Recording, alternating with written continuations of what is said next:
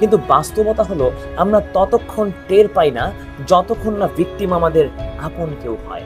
আমরা ততক্ষণ নড়ে চড়ে বসি না যতক্ষণ না আমরা সিলেটের সেই এমসি কলেজের ধর্ষিতা স্ত্রীর স্বামীর জায়গায় থাকি।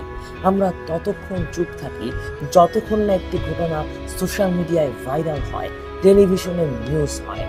ততক্ষণ আমাদের বিবেক জাগ্রত হয় না যতক্ষণ না আমরা সেই যশোরের সেই ভাইয়ের জায়গায় থাকি যার সামনেই তার বোনটি ধর্ষিত হয়েছিল। ততক্ষণ আমরা জাগ্রত হই না যতক্ষণ না আমাদের বোন আসিয়া ঢাকা মেডিকেল কলেজের আইসিইউতে যন্ত্রণায় ছটফট করে। যতক্ষণ না আমরা জানতে পারি যে কোনো এক ধর্ষক তার যৌন লালসা মেটানোর জন্য আমার বোন আসিয়ার দেহকে ব্লেড দিয়ে কেটে ছিন্ন বিচ্ছিন্ন করে।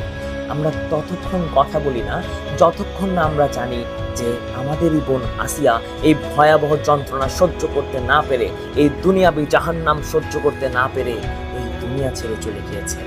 আমরা কি আরো অপেক্ষা করব? আমরা কি ততক্ষণ অপেক্ষা করব যতক্ষণ না আমার বোন, আমার মা, আমারই কেউ, আমার স্ত্রী অথবা আমারই কোনো আত্মীয় অথবা আপনাদেরই কেউ এই একই ঘটনার শিকার হবে? আমরা কি ততক্ষণ চুপ থাকবো? নাকি আমরা ততক্ষণ চুপ থাকবো যতক্ষণ না কোনো ঘটনা সোশ্যাল মিডিয়ায় ভাইরাল হয়? বিশ্বাস করেন, সোশ্যাল মিডিয়া কিংবা টেলিভিশন নিউজের অপেক্ষায় যদি আমরা বসে থাকি, একদিন আমাদেরও মা, বোন কিংবা স্ত্রী যে এই ঘটনার শিকার হবে তাতে কোনো সন্দেহ নেই। আমরা কি অপেক্ষা করব? প্রশ্ন রয়ে গেল।